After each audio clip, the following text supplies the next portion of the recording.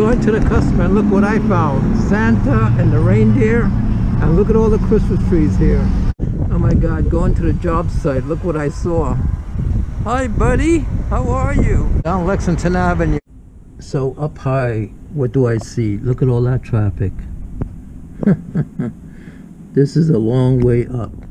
This gave you what it's like to look out the window from this location. The service call came in as the phone was buzzing. Buzzing noise on the phone not working. And that was because the handset was plugged into the aux port. Okay, so we're looking at the Cisco phone that had an issue. It had a buzzing noise, and that was because, as you can see when I turn this around, that this port right here, they had the handset plugged into there. That's the aux port. It's supposed to be plugged into there. Once I moved that, the buzzing noise went away. There we go.